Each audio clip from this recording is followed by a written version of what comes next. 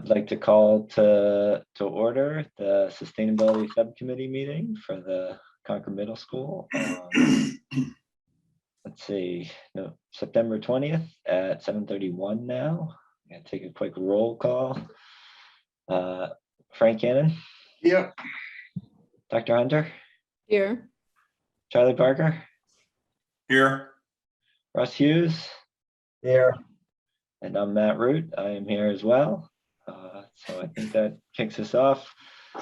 I have a couple minutes to go through. Unfortunately, I don't actually have the August 25th meeting minutes, but I do have the August 12th minutes. Does anybody have any comments on the August 12th minutes? Okay, if not, I will entertain a motion to approve the August 12th minutes. So moved. Thank you, Frank. Second. I'll second. Thank you, Russ. So to approve the August 12th, 2021 Sustainability Subcommittee meeting minutes, Frank Cannon, Yes. Lori Hunter, Yes. Charlie Parker, Yes. Russ Hughes, Yes. and I'm Matt Root. I'm a yes as well. Thank you. We'll look at the 25th minutes next time. I did realize that we have a dangling meeting minutes from February 26th. This was the meeting that we made our recommendations to the full committee on. So those are mostly captured in that document, but we should still follow the procedures and approve the minutes. I know it's not on the agenda, so I think first I need to entertain a motion to add the the February 26th minutes to the agenda. So moved. Thank you, Frank. Do I have a second? Second. Thank you, Charlie. And are there any comments on those February 26th minutes? Hearing none, I will take a motion to approve the February 26th minutes. So moved. Thank you, Charlie. And a second? Second. All right, I got Frank and Russ. So approval of the February 26th meeting minutes.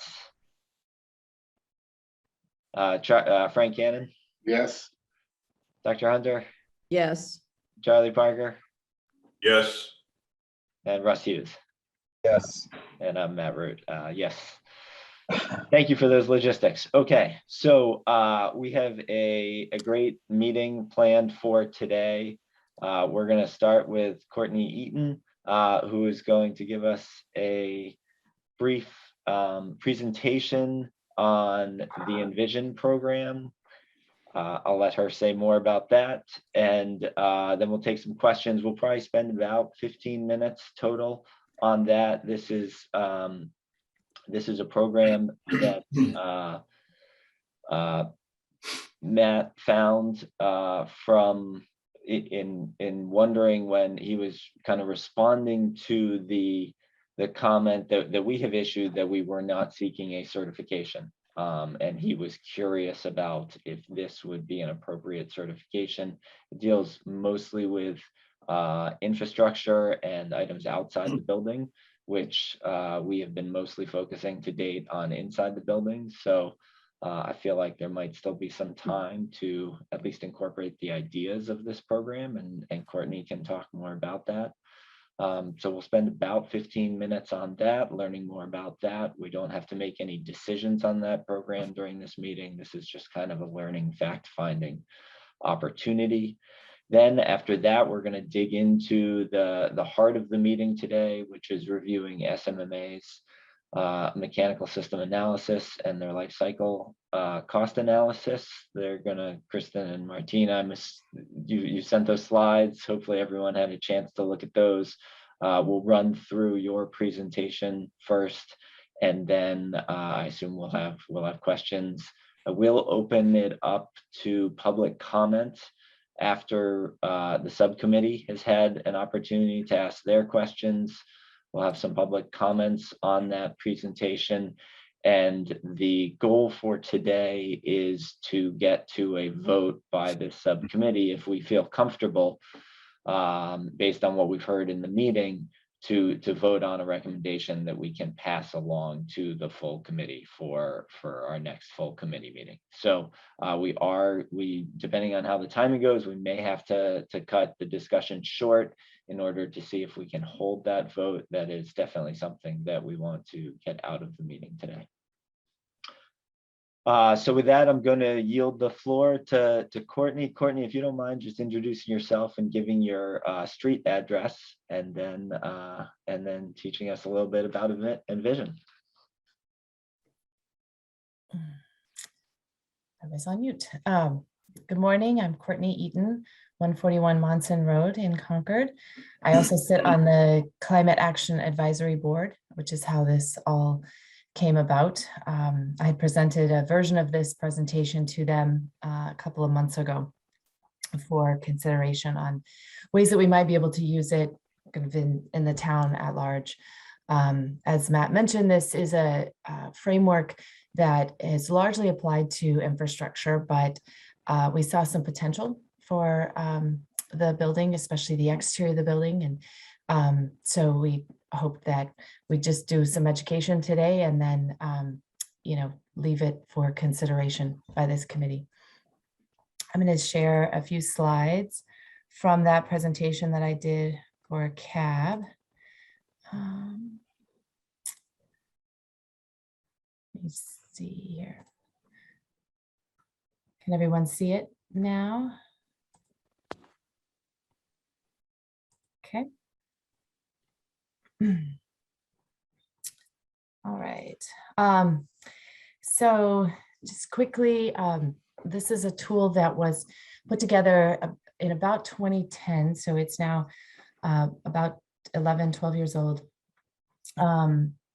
It was an analogous program to LEED. It does in kind of its makeup look similar to LEED, but there's a lot of important differences that allow it to be applied to infrastructure work, which tends to be more broad. I myself have used LEED as a civil engineer to apply it to infrastructure work that I had done pre-2010. And we just found that because LEED is so focused on the occupied building spaces, whereas infrastructure systems and systems outside of occupied spaces, it doesn't fit as well for.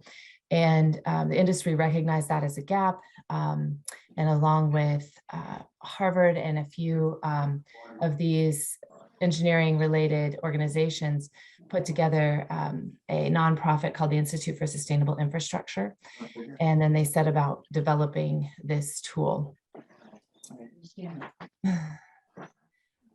So I think it was noted, and I think this conversation has been had before, that it is a tool that is kind of meant for Does it say okay right there? infrastructure, and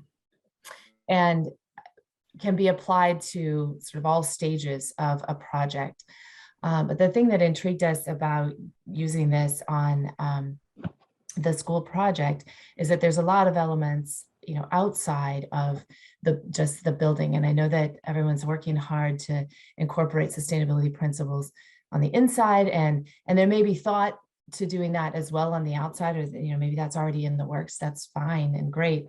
But we just are looking for ways to sort of use the framework more broadly, and thought that it might be an opportunity to even just look at what could be done during this school planning exercise. And the main, one of the, I guess, the key questions that Envision wants to ask, wants every project to ask is, are we doing the project right? So are we applying sustainability principles? But then also, are we doing the right project? Now, I think in this case, that question's already been asked, but a lot of times projects sort of, they come about and we never we often don't pause and say, wait a minute, is this actually the project that needs to be done? Or are we kind of forcing a project that ends up making it less sustainable than if we, rethought that and kind of, did a slightly different project? And that's the second part is a question that teams really often don't want to ask, because it might take you down a different path. But Envision really kind of, asks teams to do that within the framework that they provide. So just digging right into it, and I'm going to go very high level because I only have 15 minutes, and I'm happy to answer specific questions, afterwards or offline as well. But as I mentioned, it's analogous to LEAD. If you're familiar with the LEAD tool, they're broken. The framework is broken into 5 major categories, and so project teams are really asked to look at these 5 major categories.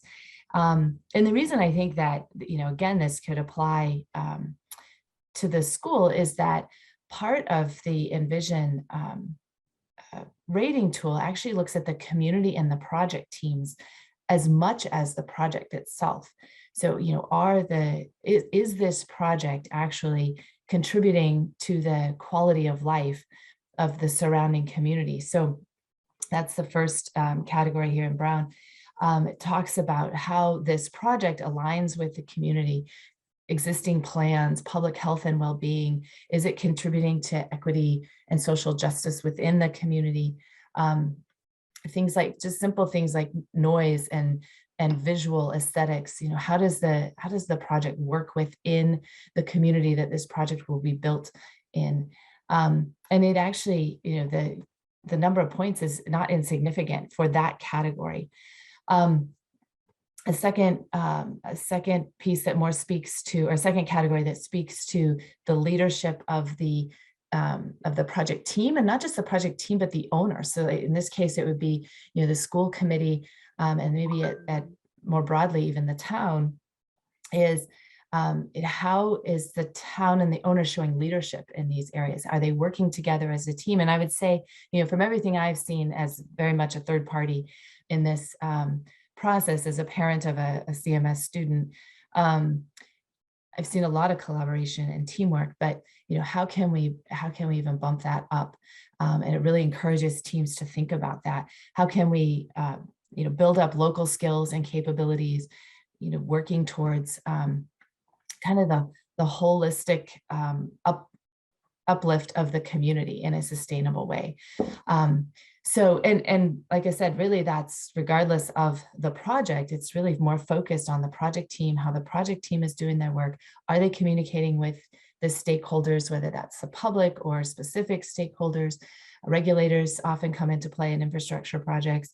And it can be a variety of folks, but that's the crux of that category. The next 2 categories really get into then I guess the project itself and the resources that the projects use or touch upon. So the first one is called resource allocation. And so there's, I think, some direct correlations to LEAD in the credits that are encapsulated here. You've got preserving water resources. Are we doing efficient fixtures and efficient landscaping so that we are using the least amount of water? Are we reducing our fertilizer use? I'm sorry, that's actually the following one. Are we reducing our waste, both our construction waste as we construct the project, but also are we reducing it over the long term? And so that's, something we can think about, maybe a little less so on the exterior of the building, but still can come into play. And then reducing our energy consumption, both in constructing the facility, but also in the long term. So thinking about outside lighting in this case, and even it might come into play if you're thinking irrigation of those outside systems. It's really about using your resources wisely. And I think in this case, for the building, the water resources are probably one of the key opportunities there. And then under natural world, and this is where we sort of get into how does the project fit with the natural environment that it's in. And that can be an already constructed environment. In this case, it is to a degree. But how are we managing the stormwater? How are we, basically, what opportunities do we have to keep that water on site and beneficially use it if we can, or if not, what are we doing to prevent it from being a big stormwater problem downstream? And then this is where the landscaping really comes in. How are we landscaping the site so that we are using less water, so that we are providing functional habitat and space for the birds and the bees, and just all of the things that we want for the outside realm. And I actually see that there could be a lot of opportunity then for education type conversations around these systems, depending on what's done. And then the last one, and I think it's important that I highlight this, because I think it is important for this facility, is, how does this building and the surrounding campus, how is it designed and set up for climate change in the future? And so that's as important on the inside as it is on the outside. How are we thinking about these buildings have been there for decades now. This building that we're building is going to be there for another number of decades. And how are we setting ourselves up for those possible hazards? And it's not just climate change, although I highlighted that here. It's also thinking about economic and different vulnerabilities that the built environment can encounter.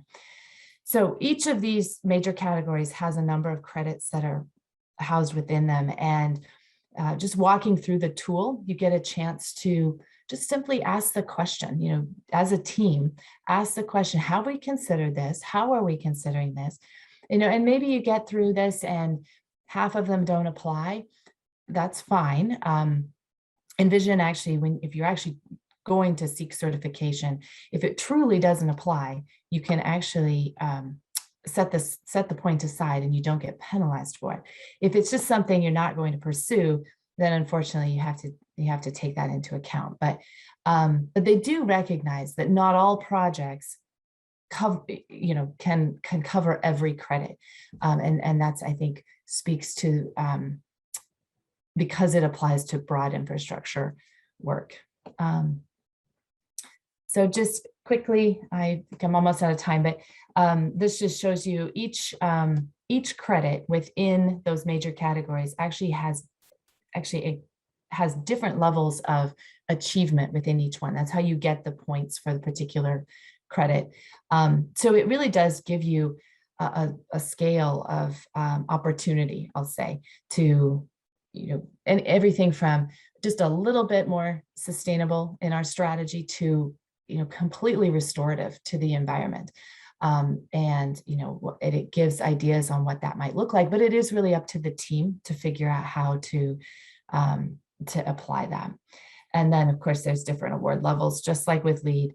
But I really, as we were talking about it in CAB, we felt like certification is not necessarily the goal here. It's the use of the framework, more importantly. I'll just quickly give you an example, and I will confess I don't have a school example. I wish I did, that I could just set on the screen and show you. This is how we've done it for other schools. Being a civil engineer, I tend to obviously do more infrastructure work, but I'm working on a project that I think is a bit applicable. It is much different scale. We are working on a replacement for the San Diego terminal, airport terminal in California. And this is very much that, use LEED on the inside of the building, use Envision on the outside. And so you can see, the building, the terminal actually is outside of our boundary. This yellow hatched area or shaded area shows our boundary as Envision. It's all of the upfront entrance to the terminal is what we are looking at, and we're helping the team to design for Envision. And so just quickly to give you an idea of some of the things that we're looking at, this is a very built environment. It's a lot of concrete, roads, bridges. So not the nice, green lawn that or some variation thereof that I imagine will be around the school. But we've been looking at all the categories and opportunities in all those categories, stormwater being a big one, but also looking at energy efficiency in the way we design those outdoor lighting systems, protecting endangered species. There's an endangered species on site, and how do we account for that? Also looking at potential greenhouse gas emission reductions in a couple different ways. And then a lot of I'll call it the upfront planning stuff, doing your stakeholder collaboration, a lot of planning for long-term maintenance and monitoring, thinking about sustainable transportation and how we do that. I would imagine that might be an opportunity of sorts here at CMS, and we could think about that. So I think there are opportunities, I'll just say, beyond just bridges. I think it applies to, we see that it applies to a lot of different types of infrastructure work. And even though this building is not, or this school is not an infrastructure per se, I do think it has infrastructure elements. And, we as CAB, we're just hoping that the school committee might be willing to let us use it as just a way to provide an initial assessment and to say, see how this could be applied within the town, and whether it, spurs further ideas for exterior design, that would be all the better. So with that, I think I'm way past my time. I want to make sure that I stop there, but Great, thank you, Courtney. I looked around on the website. I wasn't able to find the program guidelines. Are those something that you can share with us? Yes, I think so. And I think you and I talked about that. Let me just verify that I can share those as with non-members, the protocols for that. It used to be that you could, in previous versions. Let me just double check, and it's something that I could. It's a lengthy document if it's allowed to be shared, but yeah, I can do that. Great. Well, I think in the interest of time, I think we're going to move on, but we will certainly revisit this topic. Certainly, it seems like there's opportunities for good questions to be asked in the eco charrette that I know SMMA is going to be holding at some point in the future. So thank you again, Courtney. We appreciate the presentation. Kristen, I'm going to turn it to your team for presentation on mechanical systems. Sounds good. Thank you.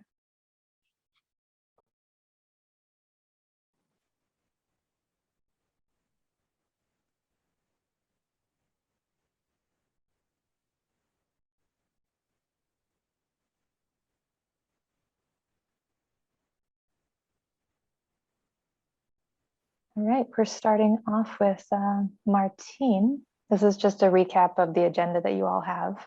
And we might move through these slides a little bit more quickly, just because we did kind of get our feet wet already at the CMSBC meeting.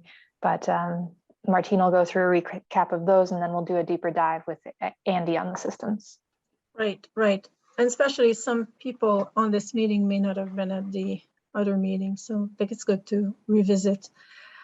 So we did a 50-year life cycle cost analysis based on using an energy model analysis to support the comparative analysis between those three scenarios. The current design, which is VRF,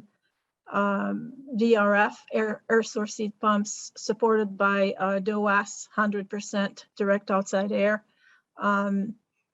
The second scenario that we compared to is the one that it's the same as the scenario one, with the exception of displacement ventilation in the auditorium. And the third scenario is a geothermal ground source heat pump, also supported with a DOAS unit, 100% outside air. So as we did the comparison, of course, we looked at the incremental cost. we compared here the incremental cost between the different scenarios. And in a minute, I'll show you the incremental cost when we look at it compared to the overall system. And we compared the savings differences between the systems, and then the EUI impact. And briefly, I want to point out, and then of course, carbon emission reductions. And as we have mentioned, the EUI is, we put the extra decimal here in with the purpose. I mean, they all hover around 25. They're all at 25 if you round them up or down. The difference between the design now and the geothermal is 0.3 EUI. And I'll get, in a minute, I'll get what that 0.3 represent. I'll get to that, what that 0.3 represent, but it's small. I just want everybody to keep that in mind, that all these systems can achieve the EUI 25. And at the bottom, I have notes. I know we sent that out so early on, so we wanted to make sure that you understood what, you know, some of the assumptions and some of the criteria that was used to make the analysis. So we used the energy cost based on the 16 cents a kilowatt hour that was provided to us by MLP. The greenhouse gas emission reductions are based on the 2021 grid emissions, 2020, but issued in 2021, which is at 611 pounds per megawatt hour now. It was 658 in 2020. And the one thing we want to make sure everybody understands, and Kristen and Andy will go into detail about that, is that the geothermal ground source heat pump has a considerable impact to the schedule due to site constraint. Next. So just for giving you some perspective for your committee and the constituent at large think about, and specifically the school building committee to take into account, is that to make your decision, just something to think about is that the ground source heat pump system has this incremental cost. And I thought it was would maybe be good to just show you an equivalent of using that money to buy solar instead, and what that means in terms of how much energy you get between the two. You know, the incremental savings for the ground source heat pump over the air source heat pump is about 13,000 kilowatt hours a year. It gives you an extra $2,000 of energy savings, and it's costing about 3.5 million. If you would spend that 3.5 million on a PV system, you could obtain between, you know, 600,000 kilowatt hour to 1.4 megawatt with about that same money. I mean, this is all very high level, but that's with those current costs that you see here. Just something to keep in mind in terms of making a sound investment here, that will be your decision. Next. So when you compare, obviously this project is moving along with an EUI 25 goal, but we thought it still would bring additional information for your decision to compare to the base code. So when we compare to the base code, this is for the purpose of the payback and the incremental cost. You can see here that the current design is about a little bit over 1%. Both air source heat pump scenarios are over 1%, whereas the geothermal is higher. It's, you know, at 4+%. Excuse me. And then you see the paybacks there. The air source heat pumps has a, you know, quicker payback than the geothermal, you know, in the 10 to 15 years, whereas geothermal is considerably higher. And let me see if there's, so the incremental cost here is based on the project cost at 100 million. Next.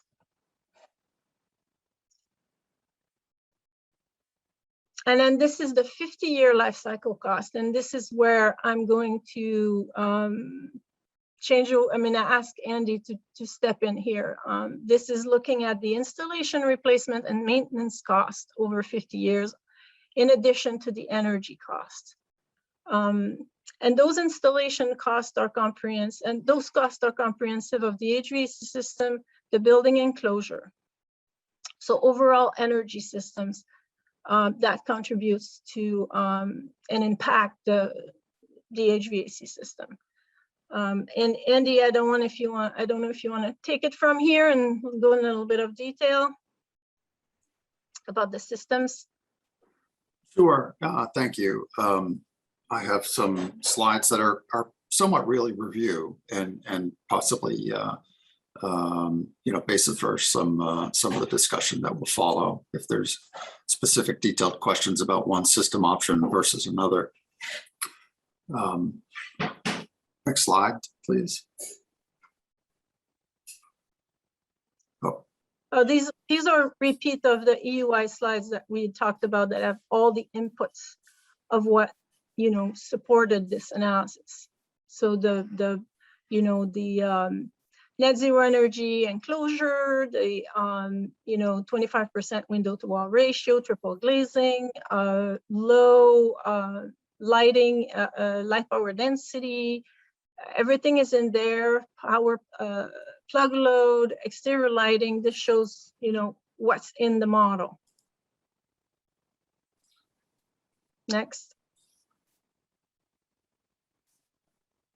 So what's in the model in terms of HVAC, the temperature setbacks, etc. And then Here we go. Right. So you've seen these slides, I think, before, but system one is a air source heat pump, variable refrigerant flow system. And so your typical classroom that I've represented here would have its own dedicated fan coil unit. We'd locate that unit out in the corridor area, preferably for acoustic reasons and for access for maintenance. The fan coil units essentially do the temperature control in the classrooms.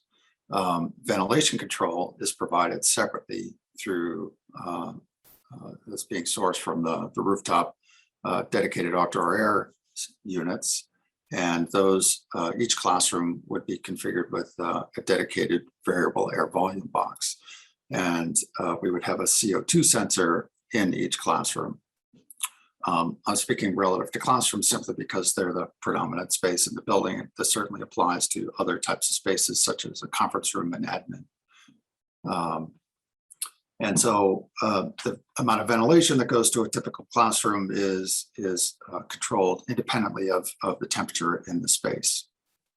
The air that's coming from the dedicated outdoor air systems, the units on the roof, is conditioned. So in the cooling season, it's cooled. In the heating season, it's warmed. But it's not the primary motive force for temperature control in the space. The VRF units, just offer excellent efficiency. There are some incremental gains for having a geothermal application of a VRF system, because you can get the where we're seeing these rooftop VRF ACCUs, top center of the page. Those we can also get those units in a water-cooled version that can be applied to a geothermal system, and that's what we represent in the geothermal option that you'll see later. I wanted to point that out here just so you can see, relatively speaking, the difference. Here, these units are exterior units. They're going either on the roof or on grade next to the building. With the geothermal option, those units then need to be housed. So they're either in a penthouse space on the roof, or they're in a mechanical space that's within the building. Next slide, please. Sorry, Andy, before you move on. Yep. So the ventilation, does that tie into the supply air coming out of the fan coil unit, or is it a fully ducted separate system? So I tend to lean toward having that ventilation air get introduced into the space by ducting it into the return of the fan coil unit that serves the space. My rationale for that is that, you know, you have a better opportunity for distribution within the space because you've got, you know, some quantity here. I'm showing 4 diffusers per classroom.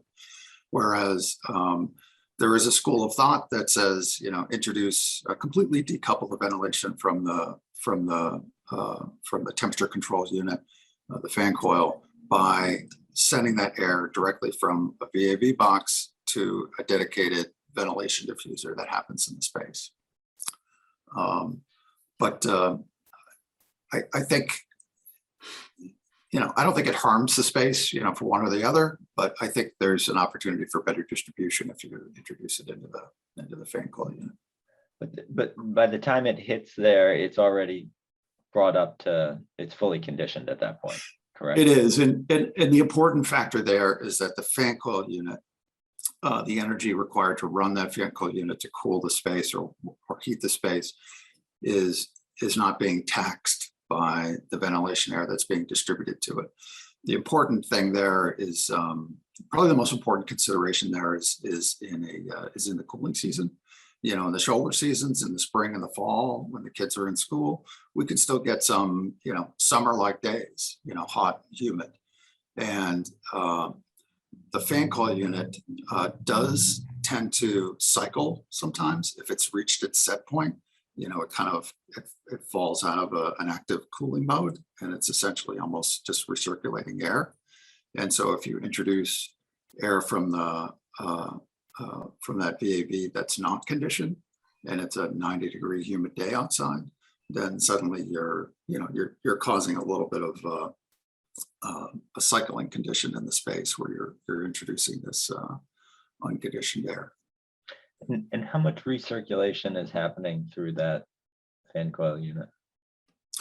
So to give a relative sense, so typical ventilation for a classroom might be in the range of 400 CFM, plus or minus 50 CFM, and these fan coil units are providing maybe 900 or 1,000 CFM. So it's about 40% or so. So Andy, this is Charlie, just following on Matt's comment. You aren't showing a separate return, in other words. No, it's there is what I'm not showing here is that there's probably a transfer duct going from the classroom out into the corridor. For the sake of the ventilation, we need to return some of that ventilation air back to the rooftop DOAS unit. Just in a way of keeping the diagram simple. But every classroom zone in the space, the other aspect of the system that we tend to use, which is not, traditionally used in a system 5 or 10 years ago, is that we also have VAV control of the return air back to the DOAS unit. And that's very helpful with regard to, controlling pressurization in the building. But yes, there's a transfer because, if we're providing that 400 or 450 CFM of ventilation air, we want to be able to return, a good portion of that back to the rooftop unit. So are some schools built with separate returns? Yes. Well, I would say, even if we decoupled the supply air through the VAV, if we didn't provide it into the return of the fan coil unit, as is shown in this diagram, if we instead went direct to a diffuser in the space, we would still have the same transfer duct for the return air going back to the DOAS unit. So there's no change on the back end, I guess I would say. So Andy, the CO2 monitor, does that damper down the transfer duct, or does that shut off the room exhaust if it's at a high level of CO2?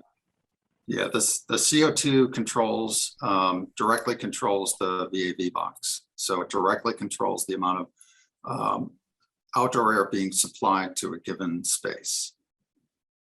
So if normal outdoor ambient CO2 levels are, say around 350 or 400 parts per million. And so we would typically look to control the ventilation air so that it's per ASHRAE, a common set point is plus 700 of ambient. So if it's 400 outside, it can be 1100 inside the space. And if it drifts above there, then we want to make sure that we're increasing the amount of ventilation air.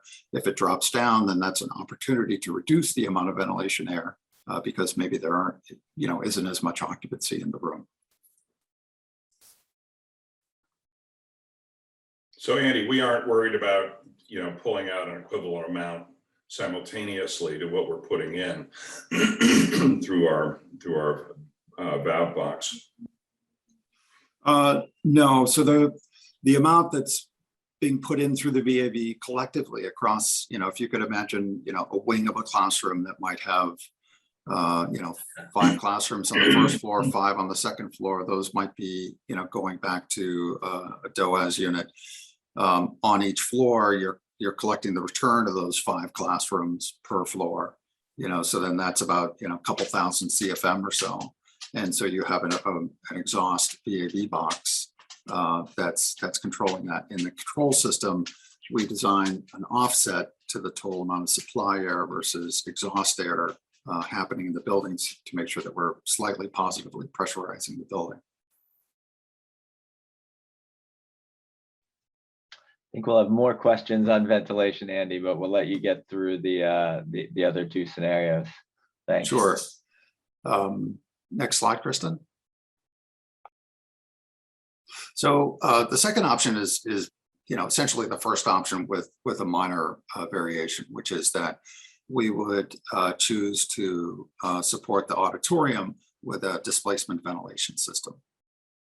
And so the guts of the system are essentially the same. In either case, I haven't detailed it in this diagram, again, just for simplicity's sake.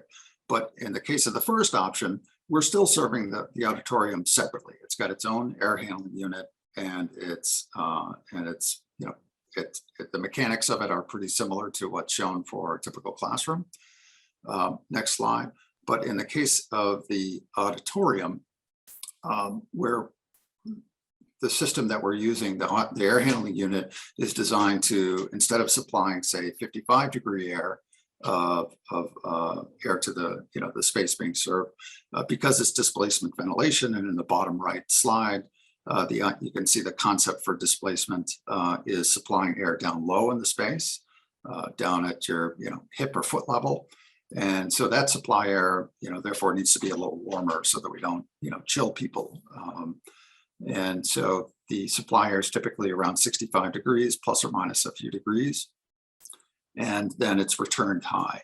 The nice thing about displacement ventilation is that because you're supplying air directly down into the occupied level. If we think about an auditorium is a pretty high bay kind of space. It's, probably 20 feet plus, to the roof deck. And so, if we had an overhead system, we would in some ways be kind of conditioning that whole volume. If we're looking at displacement, you have an opportunity to consider truly just the occupied zone, which is maybe the first 6 feet above the floor level in the space, and everything that happens above that height, we don't care about. And so displacement, because it's low in the space, not only are we concerned with the temperature of that supply air and not being too cold and therefore causing too much of a draft for people, we also don't want that supply air coming out of those diffusers at such a high rate. With an overhead system, you have supply air that's coming out of a diffuser, it might be 500, 600, 700 feet per minute. With a displacement diffuser, you're supplying air that might be at a rate of 30 or 40 feet per minute. So 10-fold less, or 20-fold even. And so that air is, if you can visualize it, is essentially spilling out of that diffuser and traveling across the floor. And because it is still cool air at 63, 65 degrees, if there's a warm body in the room, it tends to climb up the body, just because of the thermal action. The a person's body warms that air. And so that the nice thing about the displacement ventilation is that air tends to find the breathing zone without being mixed with all the other air in the space, as is typical with an overhead system. So that's the basic action of a displacement ventilation system. Because the supply air is a higher temperature, it tends to drive you in the direction of providing more supply air per square foot in the space.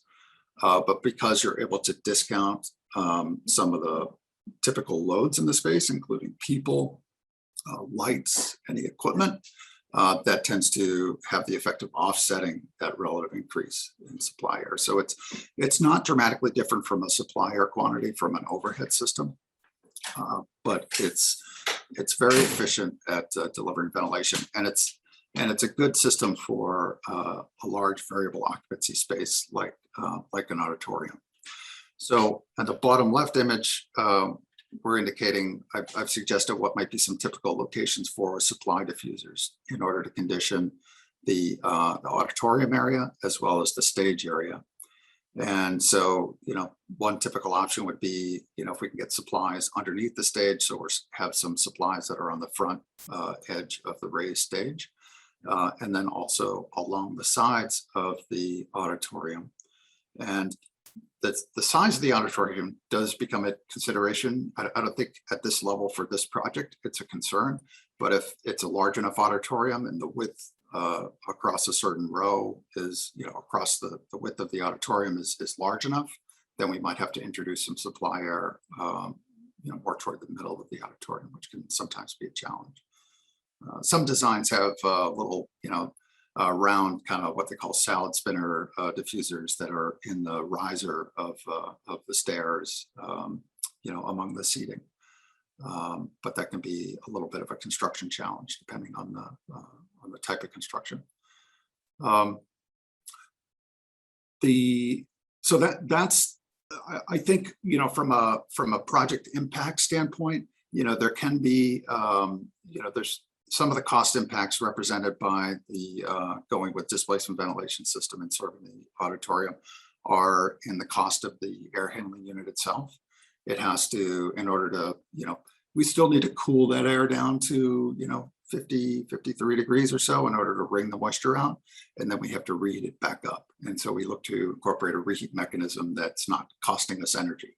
We use either, dual enthalpy wheels, or if it's a DX system like this would be, a refrigerant-based system, we use hot gas reheat, something that, again, doesn't cost us any more compressor energy. The other cost impact can be the fact of architectural coordination and fitting the ducts that have to get down low in the space in order to provide those larger diffusers. And those diffusers, because that air is coming out at such a low rate, the diffuser has to be, relatively bigger versus, an overhead system where you see like 3 or 4 two-foot square diffusers in the ceiling. On a displacement system, you can see diffusers that are, 4 feet wide and 5 feet high. And you'll see those, sort of scattered about. And we've been fairly successful with architecture and sort of masking those for a space like the auditorium where you don't necessarily want to see those diffusers directly. Okay, so that's an overview of displacement. Andy, do you see any issue with mixing two different systems, having DOAS in the classroom and displacement in the auditorium? No, not at all. Just because the auditorium is a very well-defined space, and so we can be providing displacement in that space and something else just in the corridor outside. And as I mentioned, whether it's displacement or an overhead system, we're still serving the auditorium with its own air handling unit. And so it's really kind of decoupled from the building anyway. So the auditorium would get its own outside unit. That's right. And would it typically, if we were to just have a DOAS system? Anyway? Yes. Okay. Yes. Yeah. Well, and so the difference is even in option 1 where we have VRF and DOAS, and typically when we talk about system options, we're we're focused on the classroom because it's such a prevalent space. But no matter what the system option, we tend to serve some of the larger spaces with their own dedicated air handling units, because to serve them with fan coil units, we'd have so many fan coil units that it just would start to break down as being a good application. So auditorium, the gym, and the cafeteria each tend to be served with dedicated air handling units in either example. Andy, I have a question on the auditorium. Could you explain again the clear benefit of displacement ventilation versus straight DOAS for this space? Sure. So displacement, we're supplying air down low in the space. So you can see by those blue arrows on either side of the space, those are supply diffusers. And so those are down in the occupied level, you know, so, and I consider the occupied level to be from 6 feet above the floor down to the floor itself. And because we're delivering that air down low in the space and we're returning it up high, you see the red arrows at the top of the space, that's where the air is being collected back and going back to the air handling unit. So because of this action, we're able to focus really just on the occupied area of this space. So the first 6 feet of the volume versus all the way up to the rafters. And one of the primary benefits, you know, so by introducing the air down low in the space, we care about, you know, two things. We care about the supply air temperature. We don't want it to be so cold as it is, you know, a typical overhead system. The supply air is about 55 degrees. With the displacement system, we want it to be 65 degrees, plus or minus a couple of degrees. We also care about how fast that air is coming out of the diffuser. With an overhead system, it's coming out at 500, 600, 700 feet per minute. And that's purposeful, you know, because we want that air to come out of those ceiling diffusers and mix with the room air and really create good distribution within the air, because the diffuser is much higher in the space. With the displacement system, we don't want it coming out so fast, because if you could imagine air coming out at 600 feet per minute, you know, with somebody seated 3 feet away, it's gonna, you know, it's gonna rustle their hair, it's gonna make them uncomfortable, it's gonna be a draft, even if it's a little warmer. So we really just want that air, you know, kind of tumbling out of the diffuser at a very low velocity.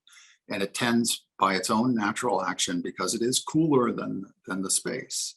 We're still maintaining the space to be, you know, say 75 degrees. And so that 65 degree air will tend to drift across the floor. And if you just have, you know, if you think in the example, if you look at that image on the bottom left, if you just have occupancy within that center row and you don't have it out toward the flank where the diffusers are, that air is gonna find that middle area. And it's going, and if there are people seated there, that's going to represent a heat load. And so that air, once it hits a person, it tends to climb up, you know, that person. If you see, there's an abundance on YouTube, like there is for everything. There's an abundance of smoke tests that they've done with displacement. And if you know, and so they simulate a warm body, and you can see that, you know, the smoke rise around the body. And so if you can imagine that as ventilation air and not smoke, it's really good at finding the breathing zone. So that tends to be how it operates. And I mentioned the 6 foot above the floor occupied level, you know, that sort of limited volume within a high volume space like an auditorium. The return air temperature can tend to, the temperature within the space does tend to stratify. And that's a good thing, you know, so the return air can be, you know, might be 80 degrees up by where it's being collected, as you see with the red arrows in the bottom right image, versus down in the space, it might, you know, it'll still be comfortably, you know, in the 70s. Is it going to be a healthier environment than the DOAS provided space? Yeah, I would say it is, yes. And we've applied we've been doing displacement ventilation in auditorium spaces in particular, even if we're not doing it out in the broader schools. We've done a number of our schools with displacement ventilation just in the auditorium. For those health reasons, right, Andy? Yes, just because of, you know, it tends to be a auditorium when it's used, it's naturally just like becomes this, you know, high occupancy space. You know, if we compare that to say the gym or the cafeteria, those are, you know, semi high occupancy spaces. You know, the gym maybe less so, except unless there's an event. The cafeteria, you know, all those can be examples of good opportunities for displacement ventilation. But the auditorium in particular has been, you know, sort of a good opportunity to use this system. That was my next question, Andy. So you identified those 3 spaces. At this point, you're just recommending the displacement ventilation for the auditorium. Can you talk a little bit about why we shouldn't, or you don't recommend it kind of expanding it to the other 2 spaces? So I do think there is some incremental cost, and so we do have to think about that in the background. But if the cost is you know, palatable for the project, then the cafeteria would be, you know, can be another good opportunity. It does depend on the you know, the particular geometry of the space sometimes. You know, displacement isn't really geometry dependent, but our opportunity to find places to drop ductwork and to have sidewall type diffusers, you know, that is a requirement.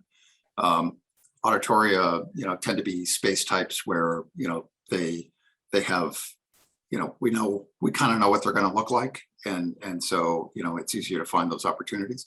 But that aside, I'm not discounting the cafeteria or even the gym as an opportunity for this system type. All right, thank you, Andy. In the interest of time, we'll have you move on to ground source heat pumps. Thank you. Sure. All right, so the third system that's represented in the life cycle cost analysis is geothermal. And as I tried to describe in the first slide, this is really just this is still a VRF based system. It doesn't have to be geothermal. We can apply geothermal across a whole number of different system types, but the use, I think thinking about it for VRF is helpful in a couple of ways. One is it still offers, you know, excellent efficiency, you know, so it's a great system option for the school to be still VRF based. Instead of those VRF condensing units being up on the roof or on grade and being, you know, having fans that make them an air source heat pump, they instead have a water coil in them for either heat rejection during cooling, or heat addition during heating. And so those units, then you can see, you know, bottom center in this diagram, those are VRF condensing units that are in a mechanical space, and they have, if you could think of those green pipes, if you can see those green pipes in the image, those are going to pumps which pump between the geothermal borehole field and the VRF units. So it's just recirculating water, and it's either rejecting heat to the ground or it's absorbing heat from the ground. And it's using refrigerant in the condensing units in order to drive that heat exchange and deliver that energy to the fan coil units in our classroom example. So geothermal, what the real difference between geothermal and air source, you know, it's in both cases, we're talking about a heat sink, you know, for the refrigerants, either rejecting the heat during cooling mode, you know, because we're, you know, if you think of our classroom example in cooling, we're essentially pulling the heat out of the classroom. And that heat is being absorbed by the refrigerant in the fan coil unit, and then it's going out to the condensing unit that's an example for option one, that's on the roof, and we have a fan that's rejecting that heat to the atmosphere. So versus in this example, that refrigerant is being, the heat exchange is happening to the water in a geothermal loop. So the true benefit, and in both cases, you have energy driving that air exchange. You have a fan in our system option one, up with condensing units on the roof. There's a fan that tends to drive that energy exchange. In the ground source heat pump, there's a distribution pump that drives that water in the closed loop geothermal system between the condensing units that are bottom center in this image, and the borehole field, which is top center in this image. So that pump energy is analogous to the fan energy. The true benefit of geothermal is in the heat sink itself. So the temperature range that you tend to find in the ground has a lot less variation than the temperature range in the air. In the wintertime, we can be down to 0 degrees, and in the summertime, we can be 90 plus degrees outside. So that's a 90-degree range. In the earth, for a ground source system, the temperature range can be low 40s, maybe even high 30s in some examples during the winter, and 55 approaching 60 degrees in the summer. So you're talking about potentially a 30-degree delta T versus a 90-degree delta T. So it's really in the efficiency of the heat exchange that happens in that heat sink, whether it's air or ground. Andy, I just would like to chime in here and maybe tie what you just said, which was excellent, to the fact that the building is already very efficient in having a super insulated enclosure.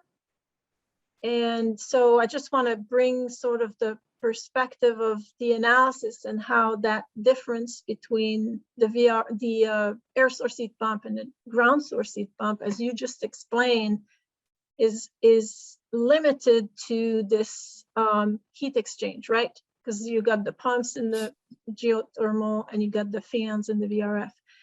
And those heat pumps in both cases have great efficiency already, right? So when you add the great efficiency of those pumps in both cases, the overall super insulated building enclosure, all you're left with is that temperature difference, which in this case is smaller. If you would apply this to a building that's less insulated, that requires more load to heat and cool, then those savings are probably would be bigger. When we're looking at an EUI 25, that's why there's a little bit of a diminishing of return on the specific energy savings, and that impacts the payback because you still have that big upfront cost. Just wanted to clarify that. Right. No, I think that's a good point, Martine. Just there are gains to be made with the geothermal system option, but they are incremental gains. And so, and the cost of geothermal is an incremental cost. And I think that the VRF example is a good example to think about, because all the pieces and parts of the system are pretty similar. You start to see some differences in the ground source VRF heat pumps, which you see in the bottom center of the image. Again, those are water cooled heat pumps versus the air cooled heat pumps that we saw in the option 1 and 2.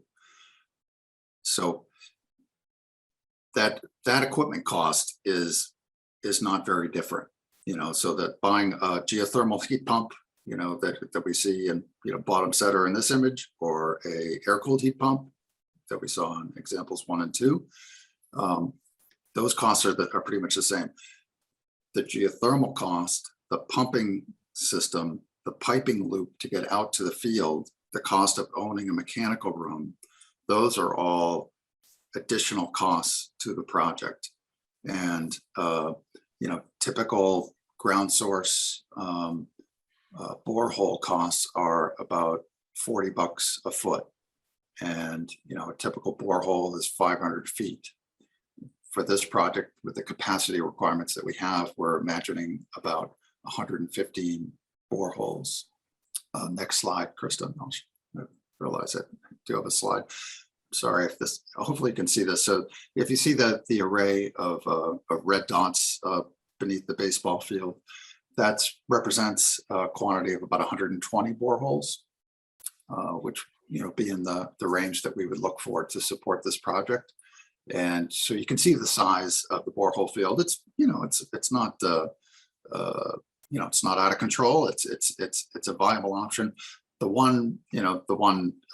The other challenge that I had mentioned before for this project is that, you know, that the opportunity for a borehole field, really the best option for it is in that field, which is now occupied by the existing school. And so it's a question of phasing. So besides playing with the phasing and coming up with, you know, an opportunity to either have some sort of a temporary mechanical setup that allows the school to operate before the geothermal system is installed, or changing the phasing somehow that allows the kids to be somewhere else so that the demo of the existing school can happen early.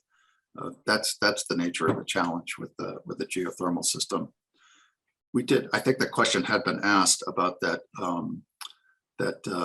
lower field, and it does appear that the size could support the geothermal, but it is the path to get there, because my understanding is it's about a 50-foot drop to get down there, so that, you know, I think it would tend to drive up installation costs, just, you know, getting that piping down that incline and out to the field. But it's, you know, it's a potential opportunity. And just one clarification, in those incremental costs that we've presented you, the temporary, the phasing and the temporary systems that we have to support the school while through the phasing and the demolition of the existing building are not included. So that incremental cost would grow over the 3.5 million. And the extra space in the mechanical room is not included as well. Brad, I see your hand. I'll get to you in just a moment. I want to make sure, Andy, is that everything that you'd like to say about ground source heat pumps? Yeah, pretty much. The one point that I would like to make is I would love it if ground source were a feasible option for a project, for this project, because I do think, you know, there is an inherent advantage to that, you know, lower delta T heat sink that the ground offers versus what can be offered with just air source. But the cost, you know, the cost can't be ignored, and I think that's certainly a primary factor, as well as the phasing obstacle in this project. Yeah, before you get to Brad, I just would like to have comment made on the availability of the parking lot for this borehole field. Yep. We asked about that, and I think it would be helpful to recount the comments that were made previously at the previous meeting. Yeah, we did. We talked about that internally. I talked to Mike Dowhan about it, and currently the design is targeting that parking area for drainage, in part through structured drainage potentially, but it's largely drainage driven, and there are also utilities that come from the street into the project across the parking area. And what about doing some kind of hybrid system, Andy? So a smaller ground source heat pump size system, less boreholes, offset by VRF. I mean, we'd still have the same phasing issue, right? Yeah, you would still, I mean, maybe with that, there would be an opportunity to look at the fringes, you know, the area between the existing school and the project that could, you know, accommodate some boreholes. And I tend to be a fan of simplicity, and so I think having you know, two different types of systems might be a little confusing over time, but we have considered that before. In particular, one of the things I didn't mention about geothermal is, you know, the ground's temperature over time can be impacted by a geothermal system. So if you happen to have a cooling dominant load, for example, from year to year, the amount of energy that you're trying to reject to the earth during cooling versus pull from it during heating, if there tends to be enough of a gap year over year in that energy, you can get temperature drift within the soils that can start to, you know, have the effect of reducing the capacity of your system or the efficiency of it. And so it's nice to look at an application that has a balanced load, heating and cooling. Schools can be a little bit of a challenge just because, you know, occupancy during the prime cooling season is not, you know, the same as during the rest of the periods of the year. So you can actually end up in that example as having you know, a downward drift in ground temperature. Brad, I'd like to recognize your question. I'll ask that you keep it to heating and cooling. I think we're going to hold on further ventilation discussion.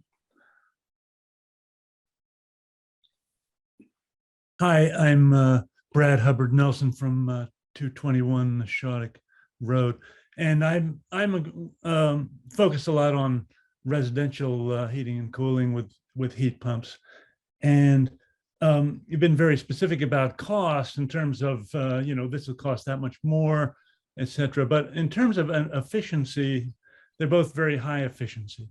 So for a residential air source heat pump, which is akin to VRF, you get a seasonal efficiency of about, in terms of coefficient of performance, maybe 2.5 to 3. Whereas for a well-designed ground source system, it's like 4.5 to 5, maybe even as higher than 5. So almost a factor of 2 seasonal efficiency for a residential ground source versus air source. For your system, what I've read for the VRF system has a seasonal efficiency of something like 3.7, if I remember right, which is quite high. What is, and which I think would be great if it's achievable. What would the seasonal efficiency be for a ground source system? And is that compromised by the fact that it's a ground source VRF in some way? Because so many schools have done ground source, it wouldn't make any sense for them to have done that. That's what's surprising to me. I'll say what we used to model, and then I'll let Andy get into the detail. For our modeling, we use the manufacturing curves. So we get the data from the manufacturers of these commercial VRFs and ground source heat pumps. And they've come out, and we're conservative because we know that they've been tested on some of these projects and schools that have installed them, and they're getting better, of course. But that's why we're conservative, because some of those 4 and 5 COPs have not been attained in some projects. So I'll leave it to that. So in our model, we have the 3.7 for the systems that were described by Andy. Andy, you want to add to that? Sure. There's definitely an improvement in efficiency of about 15 or 20% on the cooling side on the energy efficiency rating.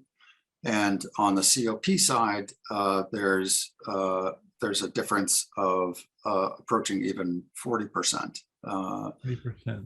Yeah, at the rating point. That's just based on submittal data that we see for equipment. So does that translate to 40% less energy used in the heating season?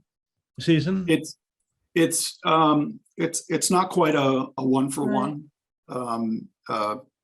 because you have some other aspects to the system, but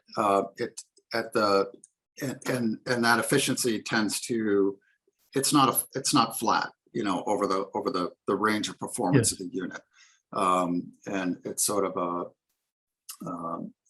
kind of this peak average efficiency, and so it tends to drop off around the edges of the performance, but it does, it is, that's the benefit of the temperature difference in the heat sink of the geothermal versus the air that I was talking about. That's essentially what's driving that improvement. So it's not quite 40% energy savings, it's something less. Right. Is 12,800 kilowatt hours like what percent of the total heating budget is that when you consider for the air source heat pump? So the 12,000 is both heating and cooling. It's annual. It's the annual kilowatt hour savings. And I think I'd have to go and take a look while we speak, but it's a small percentage of the overall heating and cooling. I would have to go look and get back to you. Yeah, you can follow up with that number, Right. Martine. We won't make you answer it on the spot. Thank you. Just to maybe expand Brad's question a little bit. I mean, we see neighbors, right? Acton, I believe Belmont, other schools are doing ground source heat pumps. The financial numbers that you've presented here are pretty compelling towards the air source heat pump. Why are other towns and schools doing ground source heat pumps?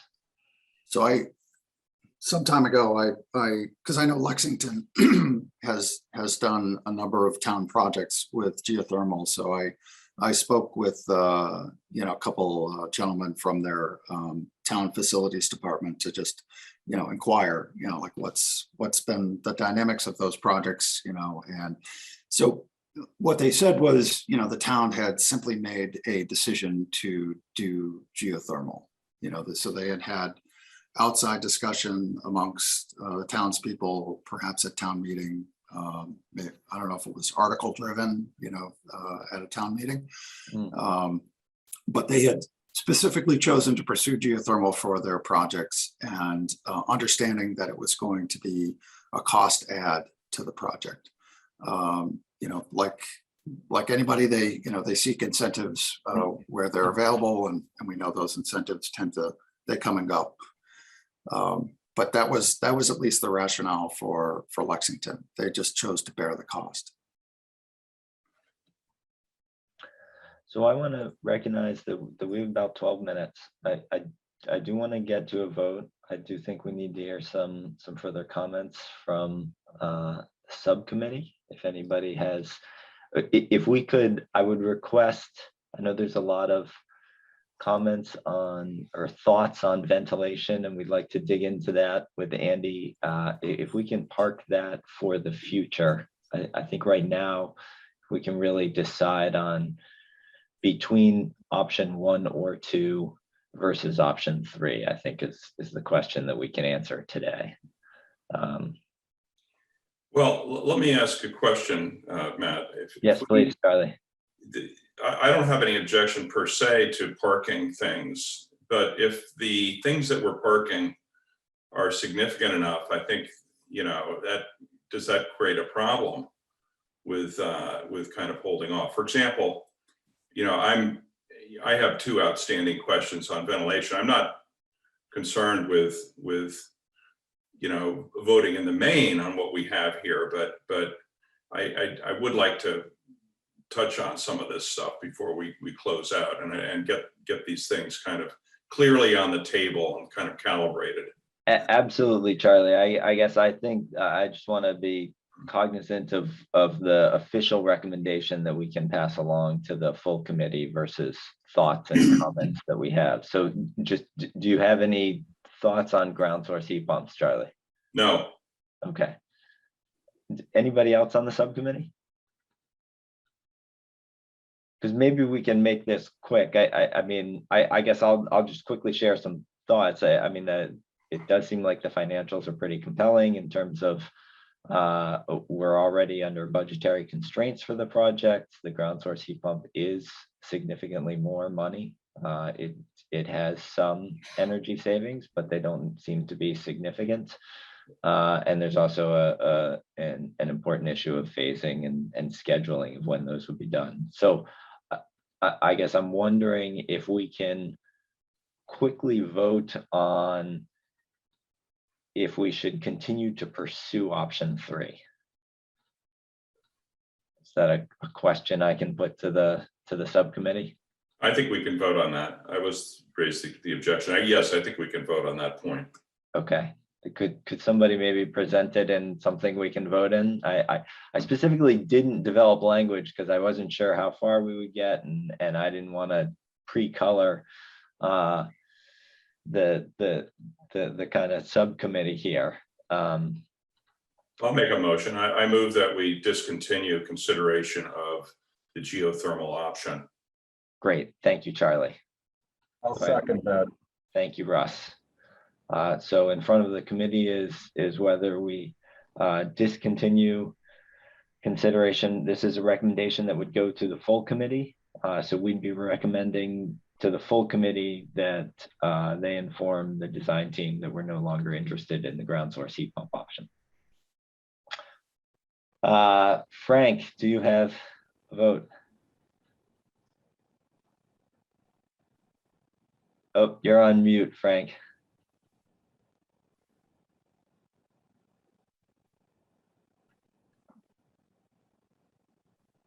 Nope, you're still. Oh, we'll give you. Here, well, I'm gonna go. He's voting Oh, he's down. doing a Okay, I thumbs see it. I down. see it down. Charlie, Yes. Russ, Yes. Dr. Hunter, Yes, and then Frank. When you say down, you're voting. That is to not go for the ground source heat pump, correct? All right, I have a nod there. And this is Matt. I am in agreement with that. So we are recommending to the full committee that we no longer pursue the ground source heat pump option. This still does leave options 1 and 2, and the primary difference between that being the ventilation. So with the remaining time here, I think, Charlie, you have some comments that you would like to make about options 1 and 2 or ventilation. Well, I not per se on options 1 or 2. I like the displacement ventilation. So, I'm in favor of moving forward with the mixed system. I do have questions about the ventilation for the academic wing of the building, or the classroom wing of the building.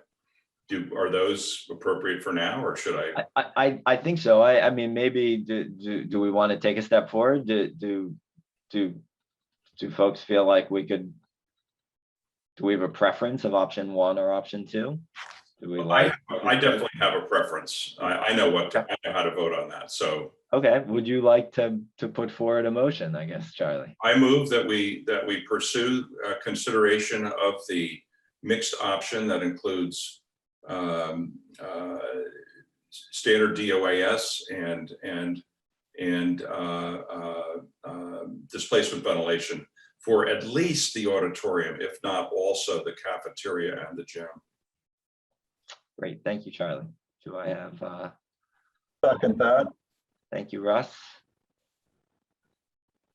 Okay, Frank, thumbs up or thumbs down? Thumbs up. Charlie? Yes. Russ? Yes. Dr. Hunter? yes. And Matt Root, I'm a yes as well on that. Charlie, do you have additional comments about? Yeah, I do. I'm not sure that we need to just resolve these today. I hope that's the case because it will require more discussion. But I was a little bit surprised by the design on the return side of the equation for the classroom wing. And this may just be my ignorance about ventilation, but my sense of the situation was that we were going to pursue two separate streams for ventilation, one for return and one for supply. and that worked well with the energy wheel and so forth and so on. Now, I just may misunderstand how this stuff works, but that is one question that I have. The second question I have is around the number 13 CFM and what that really is going to do for us in the way of completeness of our ventilation capability for the building. Now, on that point, we agreed previously that 800 ppm was the number that we wanted to pursue. On top of that, and that requires a certain CFM, and I'm not sure how 13 equates to 800 ppm. We want to maintain the building at 800 ppm. We don't want it to go above. Now maybe the goal's wrong, but I think that was our stated goal, and we probably ought to be chatting about that. On the rest of the ventilation question is really more of an open question that I have relative to pandemic issues. Do we want to, and this is more of a general policy question, do we want to pursue more ventilation in order to be prepared for a situation where we have ongoing pandemic type issues? The Harvard School of Health's done a lot of work on this, and there's a lot of focus on the notion of air changes per hour, and there's standards on that. And, we haven't really discussed that, but again, this stuff can be pursued at a different time. No, I think I guess I appreciate your comments, Charlie, and I think I'm not trying to cut it short now. I just want to be respectful of everyone's time. I would add, Andy, I think the 13 CFM per person, right? So that's based on the ASHRAE standard, and which LEED is pointing us towards. And Martine, correct me, I think there's a optional credit if you go 30% above the ASHRAE baseline. Is that correct? That was in the previous version. Now I think I have to go and double check because it's I may be folded in another credit. But now it's really focused in enhanced, basically what's called enhanced IAQ strategies, which include the CO2 sensors and the recommended ppm that Charlie, actually, I think they have 900 ppm, not 800, but they have a recommended ppm. And the fact that, so I'd have to go and get back to you with some of the details on exactly what LEED requires if they still have that option for additional extra ventilation. And it was a blanket extra ventilation, whereas here we're talking a specific building type. There may be some other standard that ASHRAE may have another specific. So we'll have to go and get back to you on that. ASHRAE is a code, and it's an optional code. Standard. We don't have to follow ASHRAE. Nope. I think it's nice to understand what ASHRAE says. Right. ASHRAE is higher than what we had discussed around 800. I think ASHRAE says 1,000 is okay.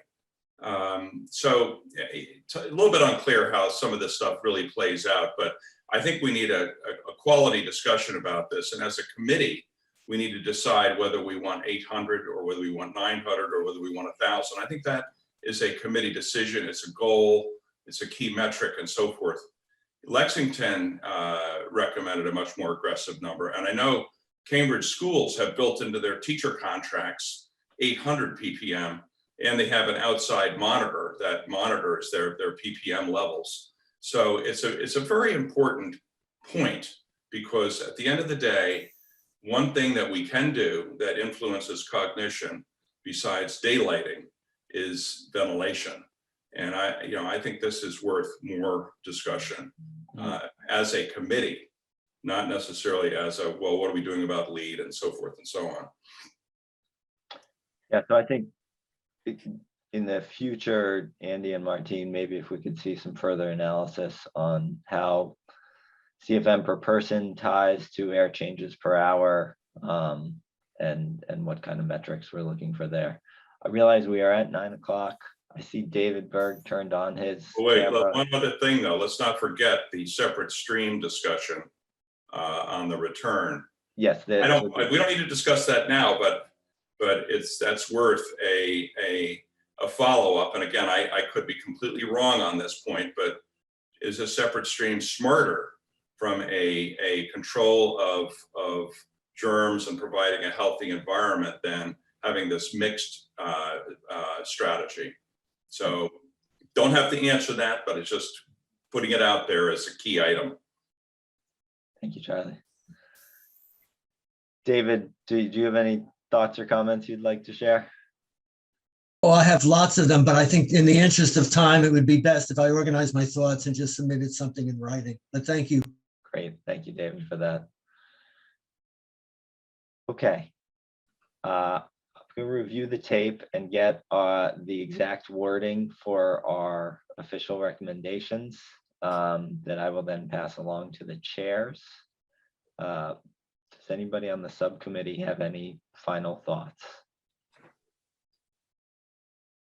Anybody in the public want to quickly share some of their feedback? I have one quick thought. I guess I would say again, good process, good meeting, excellent work by SMMA. I think we're really digging in on this stuff, and none of this is to be critical. It's simply to get at what we need to do here. Yes. SMMA team, thank you very much for all the analysis. I think it certainly made at least the ground source heat pump decision clear and easy. Okay, with that, I will entertain a motion to adjourn our meeting today. I see Frank with so moved. I see a second from Russ. Thank you. So to close out our meeting, it's 9:02 on September 20th. Frank Gannon. I see a yes from Frank. Charlie Parker. Yes. Russ Hughes. Yes. And Dr. Hunter. Yes. And I'm Matt Root. I vote yes as well. Thank you, everyone, very much. We will reconvene and continue the discussion about ventilation rates. Bye, everyone. Thank you. Bye.